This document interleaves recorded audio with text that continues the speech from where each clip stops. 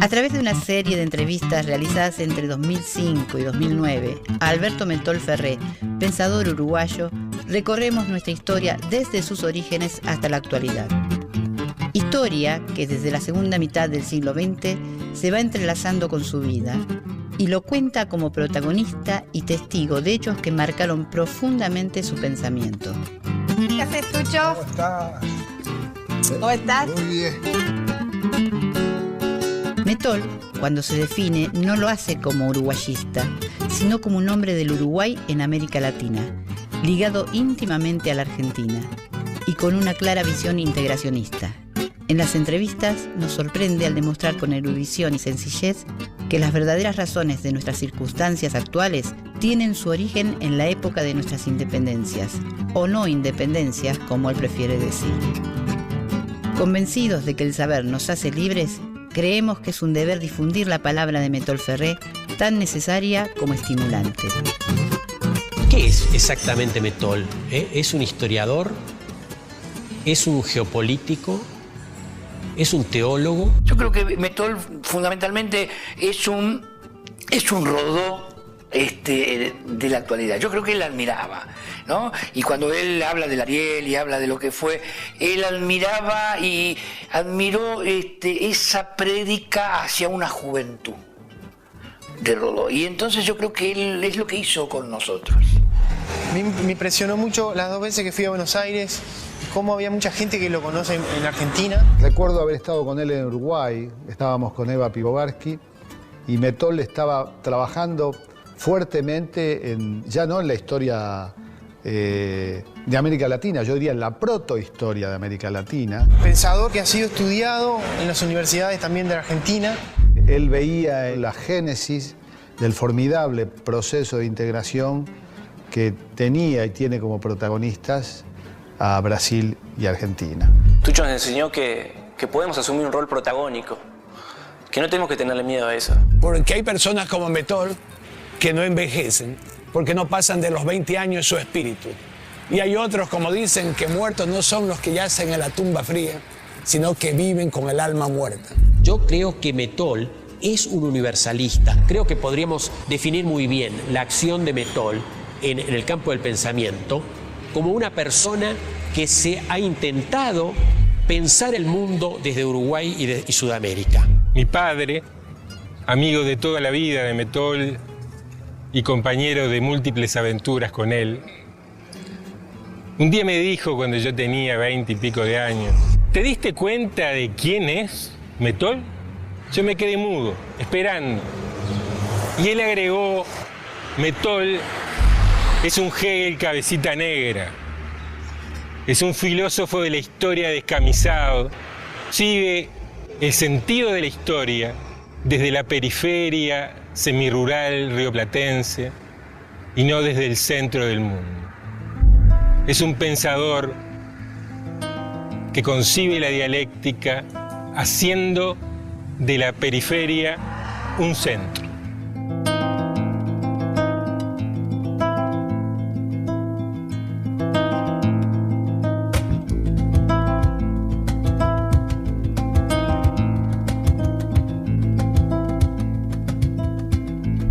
Me gusta, me interesa establecer un paralelo con Joaquín Torres García. Digamos, este valor que tiene Torres García, no solo como pintor, sino como autor de una teoría estética, de una doctrina estética, que es el universalismo constructivo. Torres es el que invierte el mapa de América del Sur, esa imagen tan conocida de nuestro norte es el sur.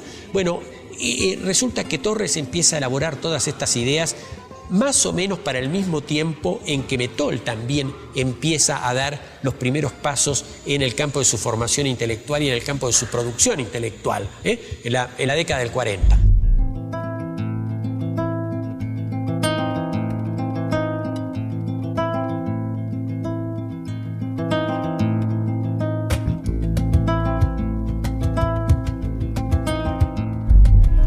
A mí lo que nos ha enseñado siempre, a mí a todos nos ha enseñado, que nosotros los más pobres estamos siempre abajo, ¿no? Los países. Acá, por ejemplo, acá la Argentina, nosotros estamos bien abajo, ¿no ven? Y ahí estamos nosotros, entonces. cabeza abajo y con los pies para arriba. La cosa que nos han dicho que los países ricos están acá arriba, entonces no, acá arriba, todo acá. Y eso sí, están con la cabeza para arriba. Esto es así siempre, señorita, será siempre así. Si fuera así, porque si fuera así, entonces todo lo que estábamos abajo estaríamos arriba. Y todo lo que estaba arriba no estaría abajo. Claro, entonces los que estarían con la cabeza para abajo y los pies en el aire serían los que estaban arriba antes. A mí me parece que es maligno.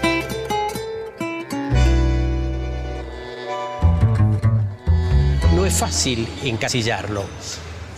Hay una anécdota muy divertida de Gerardo Caetano que a su lista de especialidades que debe contemplarse cuando uno organiza una actividad, hay que agregarle la grilla profetas. Ellos dicen, han encontrado que la única manera que tienen para definir claramente a Metol es la de ser un profeta.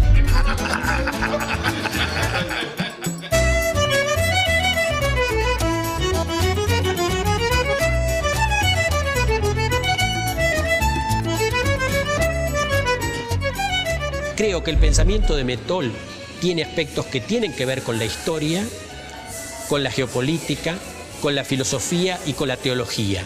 Sobre cualquier tema que uno le pregunte a Metol, él va a tener un enfoque preferente, me parece. Y ese enfoque es el de la historia universal. A veces se hace incluso un poco cansador seguirle el argumento a Metol, porque tú le preguntás sobre algo de extrema actualidad, si le preguntás sobre algo referido a la integración regional o al Mercosur, es muy fácil y muy frecuente que él se vaya a las relaciones del Reino de Castilla y el Reino de Portugal, ¿no? Y al periodo en que Sudamérica estuvo unificada, entre 1580 y 1640. Y tú le has preguntado sobre algo del 2008. Bueno, pero eso tiene que ver con ese enfoque preferente, ese gusto por entender cualquier cuestión local, particular, regional, desde un enfoque universal.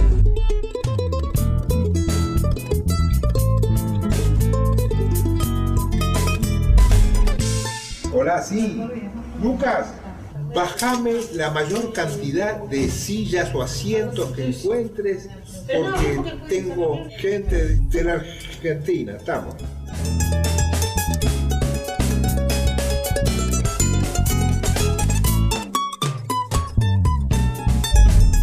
Nuestros grandes independizadores, Bolívar, San Martín, Artigas, O'Higgins, terminan en el fracaso más rotundo, porque el éxito de la independencia de Hispanoamérica, del centro de España, es porque todos se intervinieron con todos. Y eso, sin embargo, dio como resultado el que cada uno se separó del otro, y entonces vamos a ir así. Es el fracaso de San Martín, de Bolívar, de O'Higgins, de Artigas, de todos los grandes independizadores. ¿Por qué es eso? Porque cada oligarquía comercial de la ciudad hegemónica vinculada al océano estaba controlado por el que controlaba el océano, porque América española era hija del dominio oceánico de España, y la América portuguesa era hijo del poder oceánico de Portugal, o de la alianza de España y Portugal, porque hubo una época en que todo eso estuvo junto.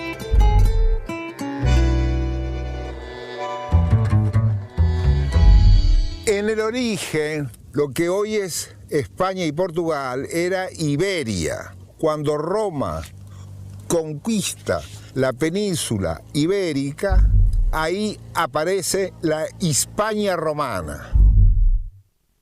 Pasaron muchos años y vinieron las invasiones árabes y musulmanas en el Mediterráneo y ocuparon alta parte de la península ibérica.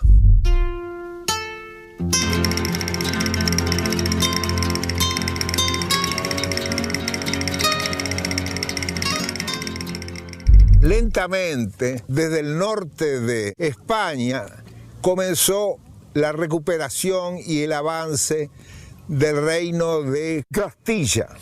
vino la reconquista de Lisboa. El rey Alfonso aspiraba a ser emperador y para ser emperador necesitaba tener de vasallos a reyes. Entonces inventa el reino de Portugal y entonces él se puede nombrar emperador de las Hispanias. Esa es la anécdota en que comienza esta historia de España y Portugal. En fin, es una larga historia de encuentros y desencuentros. El reino de Castilla y de Portugal estaban haciendo una política de reunificación a través de el matrimonio de los herederos de sus respectivos tronos. Y ahí viene la reunificación entre España, vamos a decir así, y el Portugal. Esa reunificación marca en cierto orden el apogeo del imperio hispano en su poder tanto en Europa como en la América Latina. La decadencia de España y Portugal se inicia hacia mitad del siglo XVII con la derrota en la Guerra de 30 años que genera la separación de España de Portugal. Y ahí aparece el Portugal ligado y dependiente del poder inglés emergente. En cierto sentido, el Portugal fue así como una cuña inglesa continuamente contra el imperio español.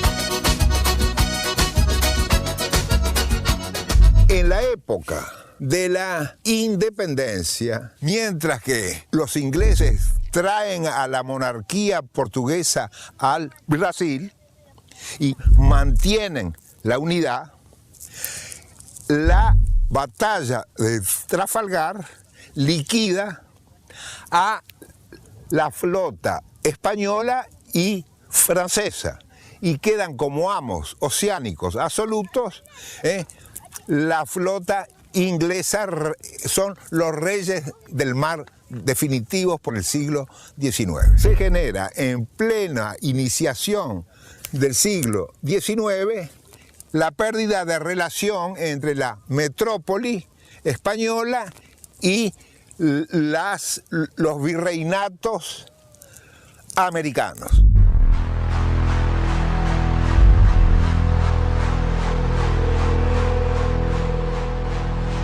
Es la Inglaterra en plena revolución industrial la que puede darle salida a las oligarquías comerciales, agroexportadoras o mineroexportadoras, hacia el poder inglés, porque si no comerciaban con el inglés, no comerciaban con nadie y se hundían todos. Por eso, el ciclo de la independencia es el ciclo de la alianza fundamental de las oligarquías comerciales, agro, minero, exportadoras con el poder inglés y la base de la multiplicación y atomización de los virreinatos en múltiples países y entonces la América española de América del Sur se convierte en 9 países, mientras que el Brasil portugués, unificado por un Portugal ligado íntimamente a Inglaterra, mantiene su unidad perfectamente. Ese es un poco el origen de la atomización, inevitable porque cada puerto salía por sí mismo y cada puerto fundó su país.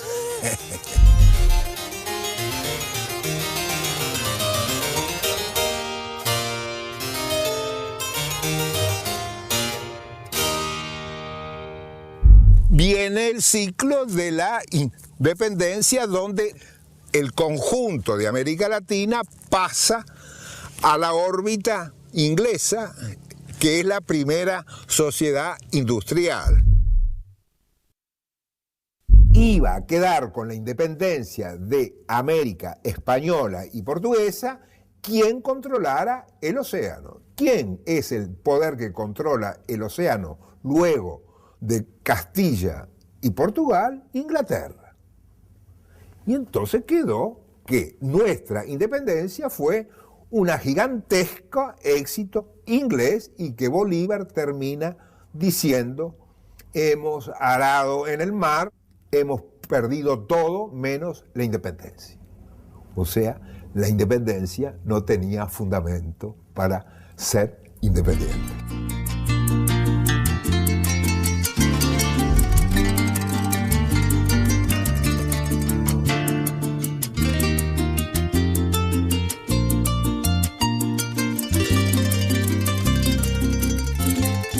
Nuestra independencia fue el fraccionamiento y la independencia vino por la coparticipación de intervenidos todos con todos, de San Martín en Chile, en Perú, y intentando continuar, y Bolívar en Venezuela, en Colombia, en Ecuador, en Perú, o sea, intervenidos los unos a los otros. La independencia como atomización es el resultado de la alianza de los comerciantes de las ciudades oceánicas, que todas las ciudades importantes, o casi todas, eran oceánicas, porque América Latina era hija del océano. Hoy estamos todavía hablando de unirse para integrarnos por dentro, haciendo redes para unificarnos por dentro, que no estamos unificados por dentro hoy. En realidad eran los comerciantes que en el bloqueo continental de Napoleón y su consecuencia era que obligan a Inglaterra en plena revolución industrial, Napoleón deshace el bloqueo continental para dejarlo sin mercado a su capacidad exportadora industrial. ¿Dónde encuentra Inglaterra su salida básica? En América del Sur y en la América española y portuguesa. ¿Por qué? Porque lo que no podía colocar en el mercado europeo lo coloca acá, y viene la digitación política de todos nuestros movimientos políticos por los ingleses. Los comerciantes ingleses se convierten en socios de los comerciantes de todas las ciudades oceánicas de nuestra América del Sur y de América Central y México.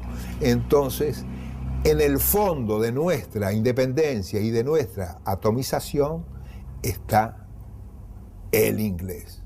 Lord Ponsonby en Uruguay es un ejemplo notorio y absoluto, pero ese ejemplo se puede repetir en todos nuestros países sin excepción.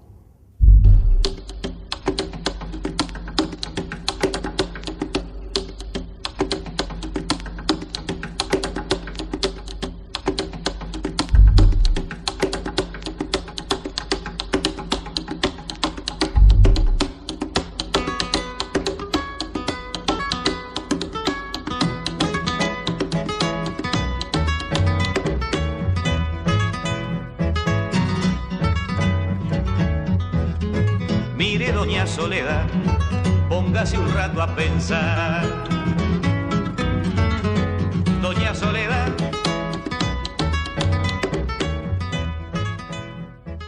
Porque Artigas no quiso nunca la independencia del Uruguay. Él fue fundador de los federales. Él quería la unidad de las Provincias Unidas del Río de la Plata. Cuando lo manda un presidente del Uruguay a que vuelva, él: no vuelvo porque yo ya no tengo patria. Porque el Uruguay no era su patria, eran las Provincias Unidas del Río de la Plata. Y él era el jefe federal. Ah, no, pará un poquito. No, del Uruguay no, eso es Ponzo, yo no. Tanto que en el Senado, cuando se decide hacer el monumento a Artigas en la Plaza Dependencia, discuten qué hizo Artigas por el Uruguay. Y Artigas no quería, si algo no quería, era la independencia de una provincias. Lo que ella quería la unidad del virreinato transformado en las Provincias Unidas del Río de la Plata, y por eso fue el primer líder del federalismo. El Senado discutió, no se puso de acuerdo en por qué le hacían el monumento a Artigas. Es el único monumento, yo creo, en el cosmos que dice Artigas y no se dice por qué. Todo monumento pone el médico tal que ayudó a la infancia, el otro que atacó a la tuberculosis, el otro héroe en Trafalgar, yo qué sé, un mundo de cosas. Acá Artigas. Y que el efluvio de llamarse Plaza Independencia lo contamine y la gente diga, es el héroe de la independencia, cuando no quiso volver nunca. Se negó rotundamente. Dijo, yo ya no tengo patria, le dijo. Esto, chiquito, no es por lo que yo peleé, no, yo no peleé por eso. Eso es un invento de otro.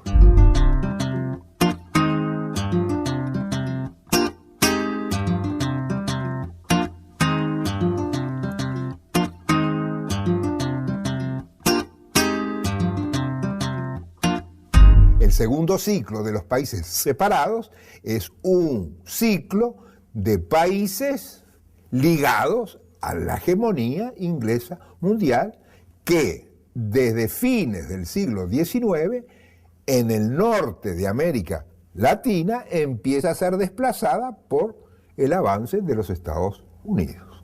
¿Estamos?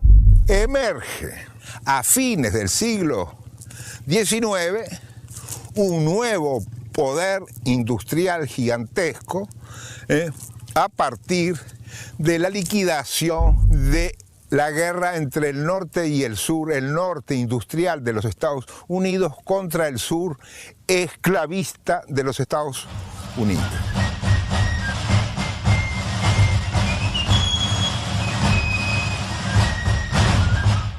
Esa guerra decide la hegemonía de las industrias y desde el año 1875 así comienza un gigantesco salto industrial de los Estados Unidos que se había expandido a costillas de México hasta el Océano Pacífico.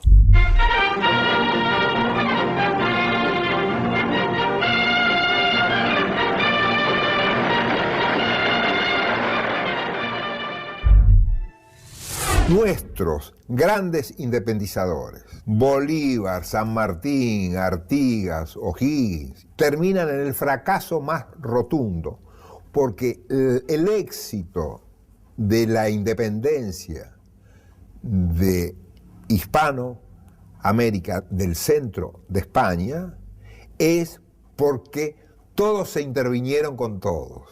Y eso, sin embargo, dio como resultado el que cada uno se separó del otro.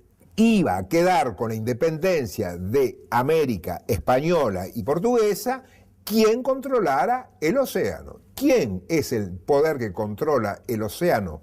Inglaterra. Nuestra independencia fue un gigantesco éxito inglés y que Bolívar termina diciendo, hemos arado en el mar, o sea, la independencia no tenía fundamento para ser independiente.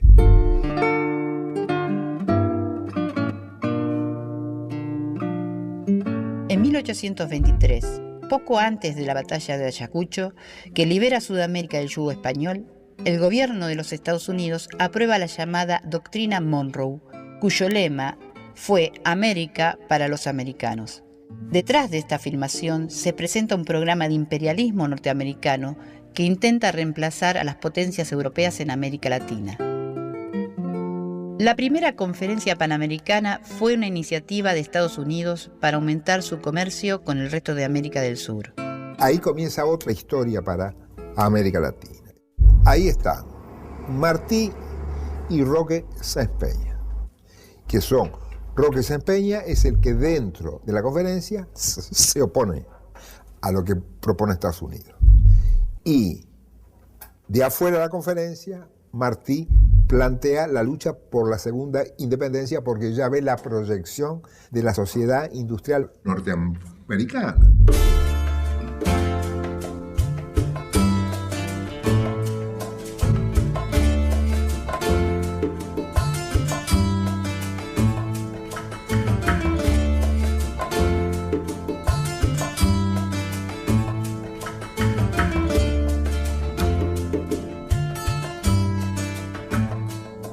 Nadie sabía lo que era América Latina. Era un instante que Argentina estaba en la Argentina sola, Chile en Chile solo, Perú en Perú solo. Hacían su historia propia, pero no existía una historia de América Latina. Entonces, la generación que inicia el latinoamericanismo es la generación que escribe las historias de América Latina. Las comienza con una dirección hacia la unidad. ¡Independencia o muerte! ¡Viva Cuba! Ustedes por el flanco derecho. ¡Corneta! General, ahí viene una partida.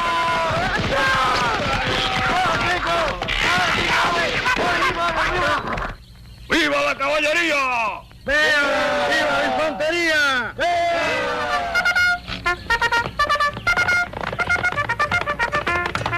¡Arriba, caballero! Que hay mucho machete por dar todavía.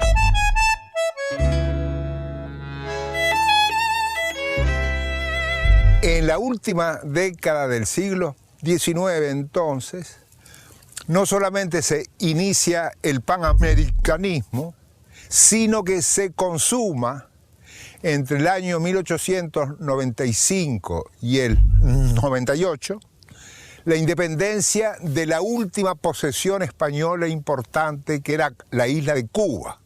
Lo primero era consolidar la revolución. Y se ha logrado. Y agregaría, de tal forma que ya no hay nada que la detenga. El decreto de abolición de la esclavitud, que es para mí una de las cosas más importantes de la revolución en un poco tiempo. Han llegado hombres de otros países, cubanos, extranjeros, que son militares de experiencia que nos pueden ayudar mucho.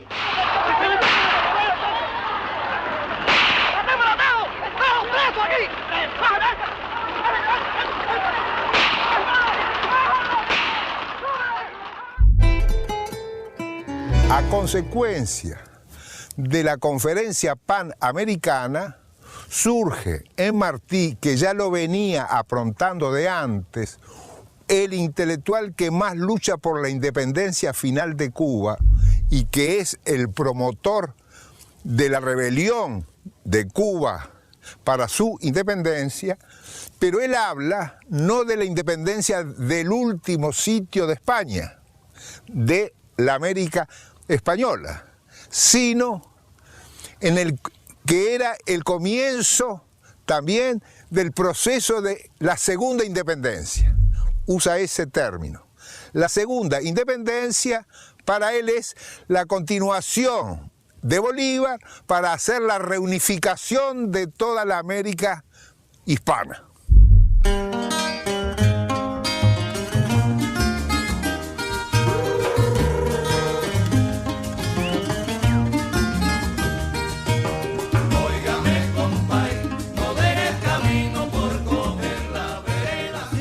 ¿Qué significa para Martí en el 90 hablar de la segunda independencia? Significa que él plantea claramente en sus artículos que ante la irrupción de los Estados Unidos en el escenario total de América Latina solo podía sobrevivir en la unidad y haciendo que se terminaran los 20 países separados, las 20 historias nacionales separadas, que se formara una sola historia de América Latina que se enseñara en todos lados. Dice José Martí en Nuestra América: el problema de la independencia no era el cambio de formas, sino el cambio de espíritu. Con los oprimidos había que hacer una causa común para afianzar el sistema opuesto a los intereses y hábitos de mando de los opresores. La guerra de Cuba contra España no era eso, era eso y era el comienzo de la lucha por la segunda independencia. La unidad de América Latina ante Estados Unidos, única condición de sobrevivencia. Porque había oído hablar de Martí en términos literarios, pero no políticos, y eso no lo había oído nunca. Y cuando lo leo a Martí y veo cuál es el concepto que él tiene, que se inicia la guerra por la segunda independencia, que se verificó en la Cuba que los Estados Unidos no independizan, sino que lo convierten en protectorado de los Estados Unidos, porque hacen que el Senado norteamericano sea la última instancia de toda ley que aprobara Cuba. O sea, el Estado cubano no era soberano porque no era la última instancia. La última instancia era el Estado norteamericano. O sea que eso implica que no era soberano, era protectorado. ¿Estamos? Toda esta farsa que yo no se lo oí a nadie con claridad. Y jamás oí lo que leí en Cuba ahora de la segunda independencia de Martí, no lo había oído nunca. Nunca. Entonces dije, pero este tipo ya sabía todo desde el comienzo.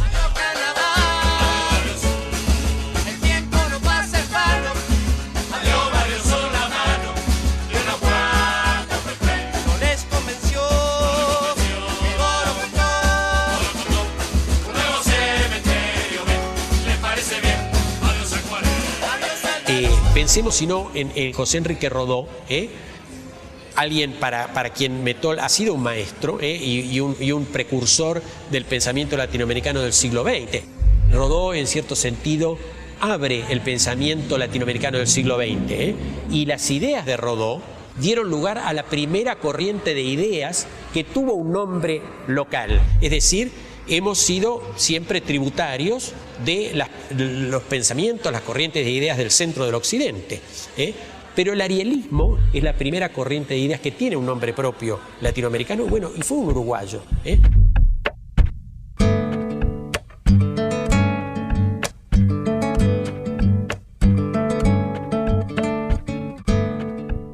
Desde el arreglo entre Estados Unidos y España, que España termina su ciclo americano, Rodó se encierra y genera el libro que va a publicar en febrero del año siguiente, o sea, en el 1900. Febrero de 1900 aparece el Ariel. El Ariel, que es hijo de la Guerra de Cuba, parece estar ajeno y en las antípodas. Pero yo creo que Rodó, que siguió con pasión el asunto y su latinoamericanismo se confirmó en esa lucha de Cuba, hace el Ariel una cosa singular. ¿Qué es el Ariel? Es el discurso del último día de clase, de despedida de un profesor con sus alumnos universitarios. ¿Qué les dice?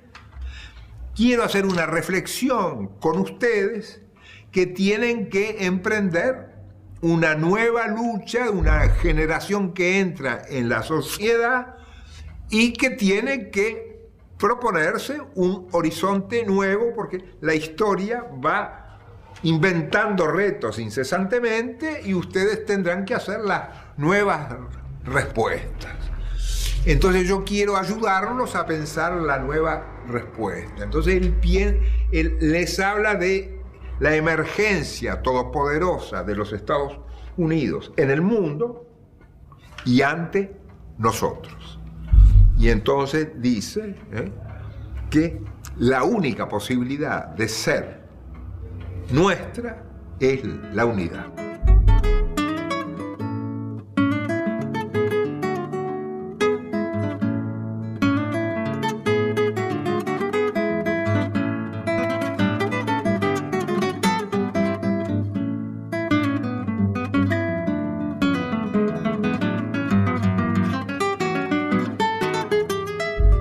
Entonces eso genera un efecto singular y Williman, presidente del Uruguay, no en términos rodonianos exactamente, pero invita al primer Congreso americano en Montevideo, en el año 8.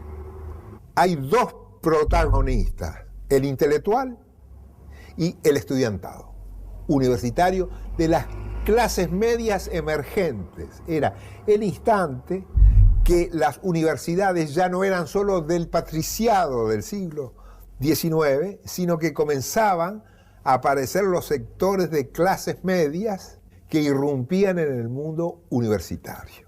Y el papá y la mamá del estudiante dirían, ¿y este nene qué quiere con América Latina? Pues está loco, hay que ir a París y Londres, pero ¿dónde se le ocurre ir a América Latina? Pero ¿quién sabe de América Latina, de Chile? Pero qué disparate. Es un orate el tipo este. Rodó, profesor, al santo cohete.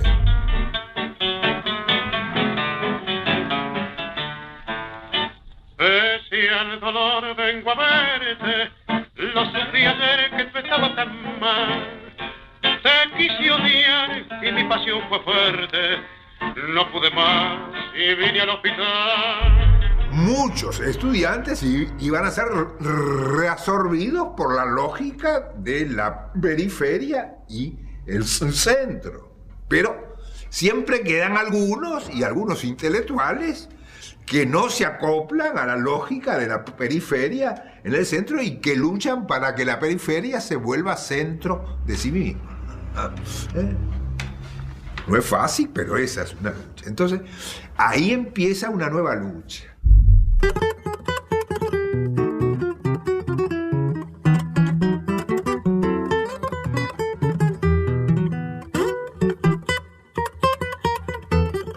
Y entonces aparece la primera generación de grandes intelectuales que empiezan a luchar por la unidad de América Latina. Manuel Ugarte, amigo de Rodó, etcétera, etcétera, va a hacer el libro El porvenir de la América Española y va a recorrer América Latina aclamado por los estudiantes emergentes y sectores obreros de todos los países que estaban comenzando las industrias. Ya empieza a delinear una historia de América Latina, cosa que Rodó no había hecho 10 años antes, pero que es el eco de Rodó, poco como ejemplo. A los 5 años del Ariel había ya 3 ediciones de Rodó en México. Con eso ya les digo, en un mundo que no tenía un rol editorial importante.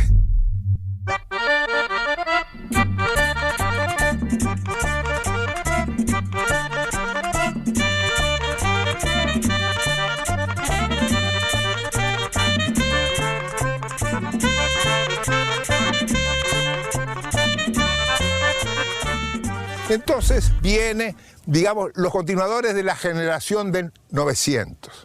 El intelectual Blanco Fombona también escribe sobre el proceso económico y social de Hispanoamérica. En el año 11, Blanco Fombona incita a Rodó a que escriba sobre Bolívar, porque nadie se acordaba del Bolívar unificador. Entonces Rodó hace un artículo sobre Bolívar como el gran unificador.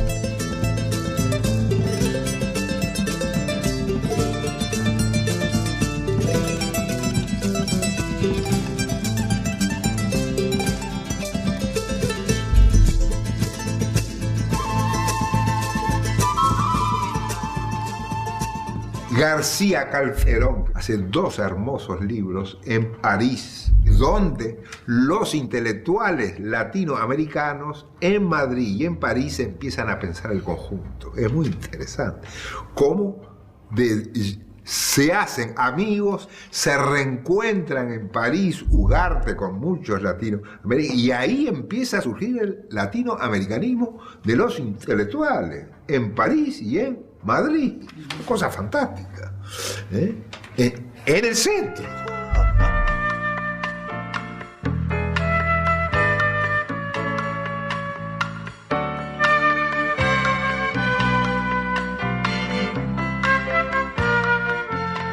Madrid, que no era el centro porque estaba cerca del centro y tenía la generación de la derrota del 98, que se replanteaba por primera vez qué significaba la historia de España y sus relaciones con América, cosa que era tan decadente cuando la independencia de los años 20, 1820 y tanto, que es la independencia, que la primera vez que reflexiona en su conjunto sobre su historia es con la generación del 98, 1898.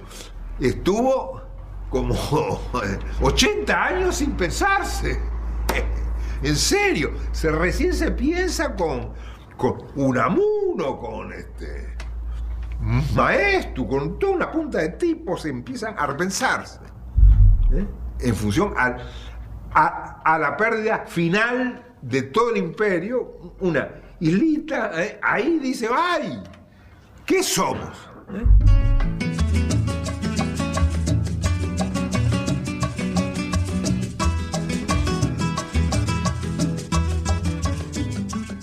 Entonces esa es un poco la tarea que va a inventar la generación del 900. Va a ser una invención extraordinaria y Ugarte, el argentino Ugarte, va a tener un rol magnífico, aunque la mayor parte de su vida la pasó en Francia y andando. Pero, digamos, su vida giró alrededor de la reunificación de América Latina. Y perdió toda su fortuna porque heredó una fortuna importante y la dilapidó entera en esa tarea.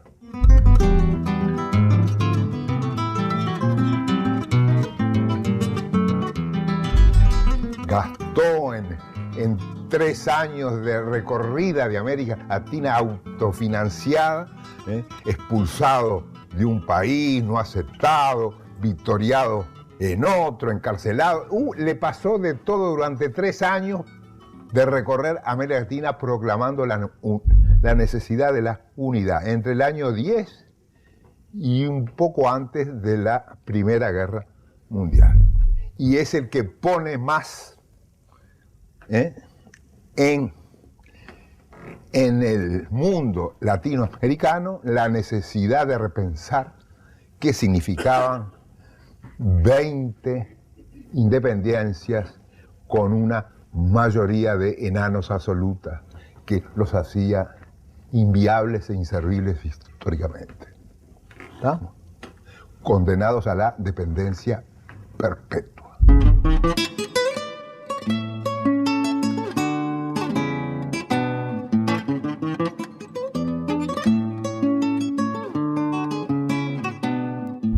Y en Córdoba, es decir, se forma la Unión Estudiantil Argentina en abril del 18. El orador es Ugarte, hace propaganda latinoamericanista.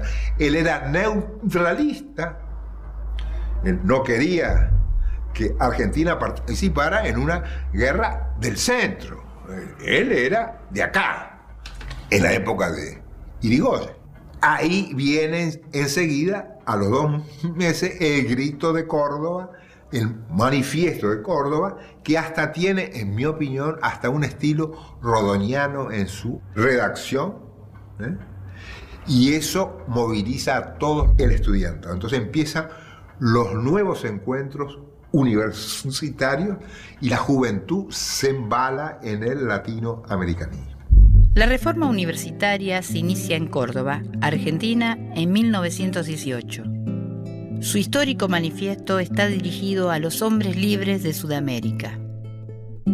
Su influencia se hizo sentir no solo en el resto de las universidades latinoamericanas, sino también en otros ámbitos como el político. Dice el texto de la Reforma: desde hoy contamos para el país una vergüenza menos y una libertad más. Los dolores que quedan son las libertades que faltan. Creemos no equivocarnos. Las resonancias del corazón nos lo advierten. Estamos pisando sobre una revolución. Estamos viviendo una hora americana.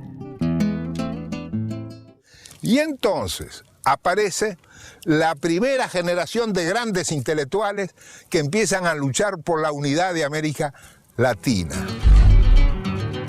Perón en el 51 plantea que no hay integración si no hay un núcleo fundante de poder suficiente. En plena Guerra Fría, en Sudamérica surge un proyecto que busca afirmar la autonomía política y las posibilidades de desarrollo económico. Inspirándose en la antigua propuesta de acuerdo militar promovida por el Barón de Río Branco y por Roque Sáenz Peña, Juan Domingo Perón promueve acciones para concretar un tratado de unión e integración regional. Perón propone un nuevo ABC, la unión económica, política y militar entre Argentina, Brasil y Chile, que se transformaría en un bloque en el Atlántico Sur con gran autonomía respecto de los designios de los Estados Unidos. Para integrarse hay que hacer una mirada a lo que ha pasado antes. Cuando uno quiere reflexionar sobre una identidad, tiene que ir a la raíz. Mi pueblo no estuvo ausente ni mucho menos de espaldas a la trágica y amarga historia del continente. Alberto Metol Ferré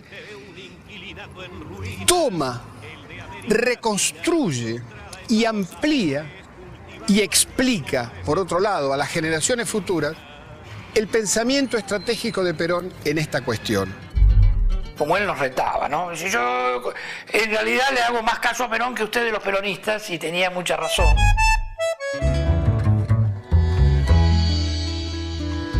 Si yo junto Uruguay, Ecuador y Perú, no pasa nada. Pero si junto Argentina y Brasil, pasa todo. Era una visión estratégica. Ahí Perón hereda también a Russell, porque él empieza a hablar del continentalismo. ¿Por qué?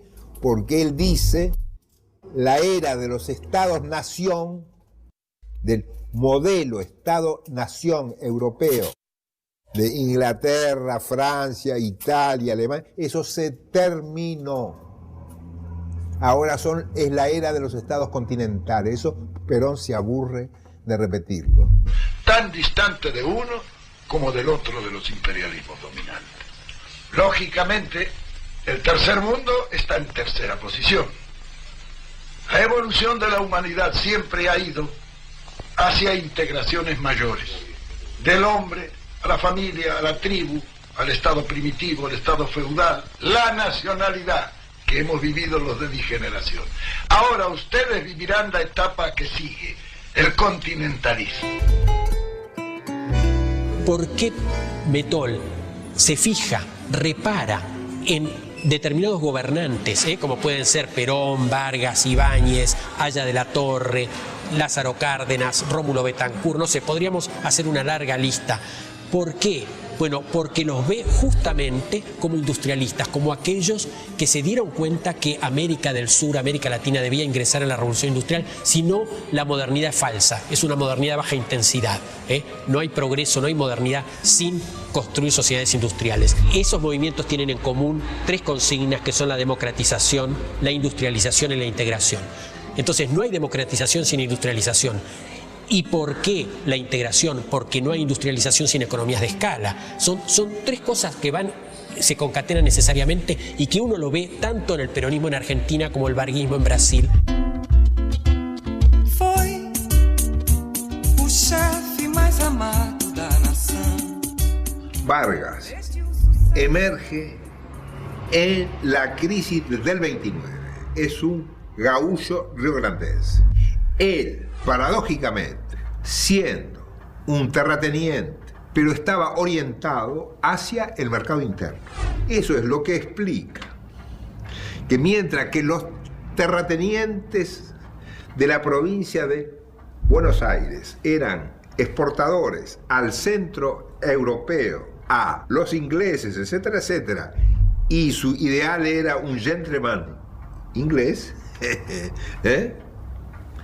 Vargas, también terrateniente y vaquero como ellos, su objetivo era el mercado interno. Inicia tempo de transformações, guiado pelo anseio de justiça e de liberdade social. En Brasil está todo el asunto de la revolución científica ligada al ejército. Vargas hace unos años en el ejército y en el gobierno de Río Grande está un núcleo positivista, cientificista. Entonces él se vincula a todo eso y además es productor vacuno. Pero va a ser el que inicia la revolución industrial en Brasil como programa político, a partir de ser electo presidente por voto en el año 30. Construye el gran aparato administrador del Estado central, y quema todas las banderas federales y dice: acá hay la de la nación, quiere un solo mercado, etcétera, etcétera, no la atomización en oligarquía.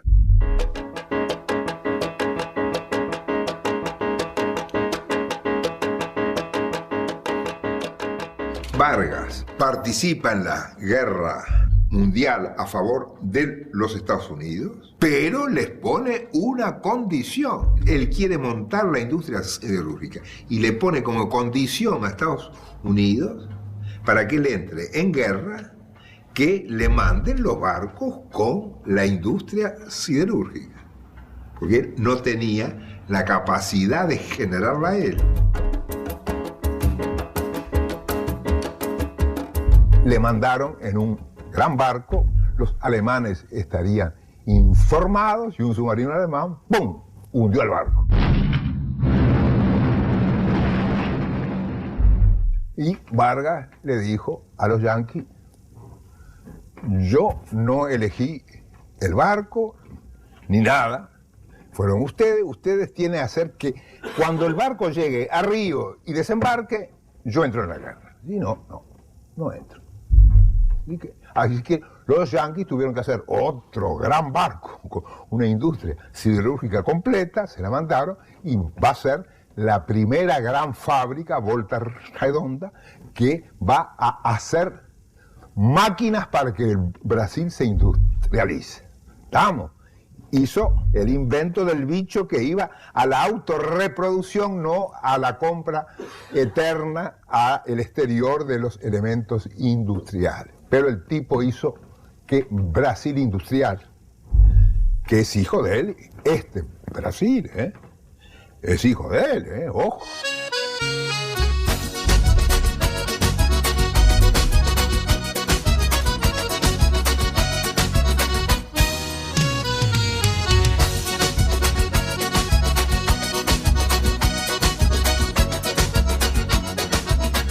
Desce uma geladinha. En la época la industria fundamental era la industria siderúrgica.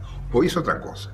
Pero en aquella época era el corazón de la autoindustrialización. El precio de la intervención es que él comienza la industrialización a fondo. Entonces Vargas monta el corazón de la autoindustrialización. Foi o chefe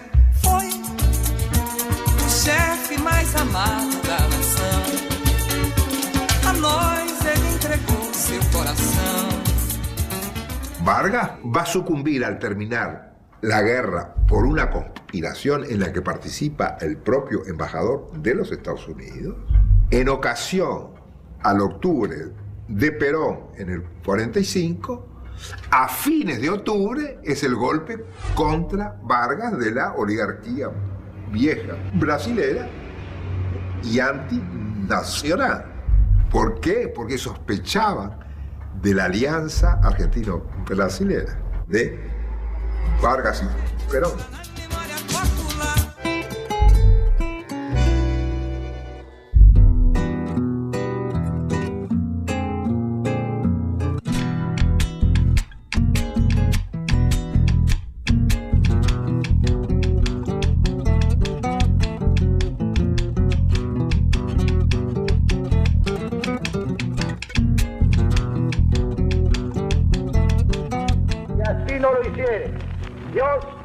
La nación me lo demanda. Pero a los 2 días de la victoria de febrero del año 46, que Herrera en Uruguay lo apoyó intensamente, le mandó un telegrama o una carta que le decía: y ahora haremos los Estados Unidos de América del Sur. Era la confirmación que el rumbo estaba claro.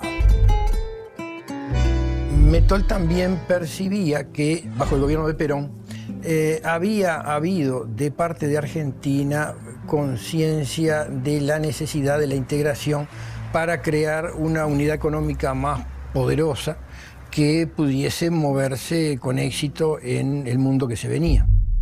Para Perón solo podía empezar el intento de unir a América del Sur, empieza por la cuenca del Plata, es decir, antes con Ugarte, con Rodó, con el APRA, con todo lo que hablaron antes era abstracta, tenemos que unirnos.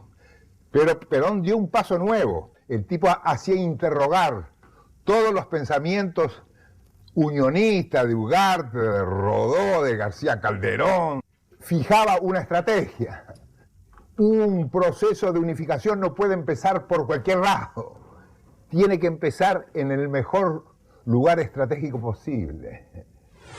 Perón quería la cuenca, unidad en el Atlántico Sur entre lo más sustancial del mundo paulista, etcétera, etcétera, y del Río Grande al sur, todo el sur brasilero, lo más modernizador en aquel instante, con la Argentina, y Ibáñez en Chile como la biocianidad de ese enrave y el comienzo del camino andino,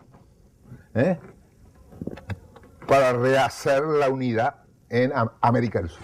Entonces, Perón hacía aterrizar los ideales de reivindicación histórica y de unificación de la generación del 900, de todos los que estuvieron antes. El tipo dice, la estrategia es la unidad argentino-brasilera. Inicia tempo de transformações, guiado pelo anseio de justiça e de liberdade social. E depois de compelido a se afastar, voltou pelos braços do povo em campanha triunfal. Va a ser en el 50 el regreso de Vargas, en que Perón lo apoya a Vargas abiertamente. Vargas logra la victoria y Perón propone el nuevo ABC. ¿Por qué? Porque está con su hermano industrializador. Y porque se trata de la única posibilidad de armar una gran industrialización en América del Sur.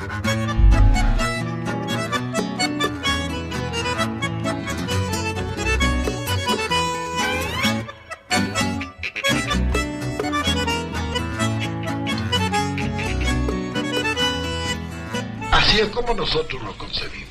Entonces es necesario que ofrezcamos a los pueblos la posibilidad de que trabajen felices, con un grado suficiente de dignidad, para un progreso técnico y científico de la humanidad, que quizás no sea tan grande como el que ha venido asegurando el capitalismo, pero por lo menos que no sea sobre el sacrificio de nadie.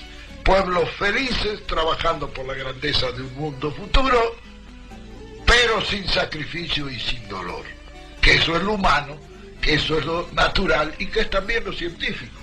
Entendía que a esta altura ya Argentina sola o Brasil solo no iban a tener la fuerza suficiente para actuar como protagonistas en el mundo que se venía, y propone el bloque ABC, Argentina, Brasil y Chile, que era una gran nación con frente a los dos océanos. Pero anuncia en el año 51 el nuevo ABC. Era para formar un centro unificador, industrializador de América del Sur. Entonces el tipo dice, hay que ensamblar con el otro potente. ¿Quién es el otro potente? Brasil, o sea, Vargas. Perón, Vargas y Ibáñez. Ibáñez era un tipo preocupado por la industrialización. Vargas y Perón por ser el núcleo capaz de la industrialización máxima. Y Chile por ser la biocianidad. ¿Estamos? Entonces, ese era el punto de partida para generar una dinámica en América del Sur que permitiera la unificación continental y la formación de un Estado continental que era la única forma de sobrevivencia de todos estos paisitos al santo botón desde la independencia, porque la independencia es el fracaso de todos nuestros independizadores.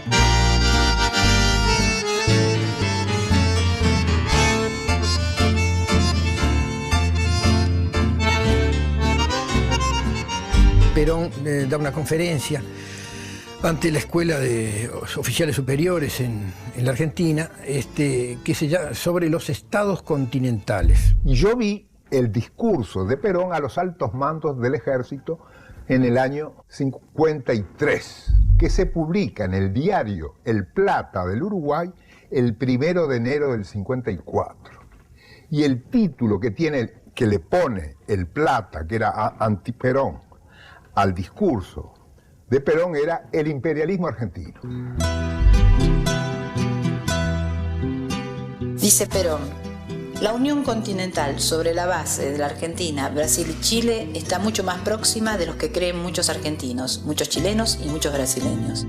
Para mí ese discurso fue lo que me hizo hacer un ultraperonista absoluto. Sin embargo, yo no soy pesimista. Yo creo que nuestra orientación, nuestra perseverancia, va todos los días ganando terreno dentro de esta idea. Y estoy casi convencido de que un día lo hemos de realizar todo bien y acabadamente.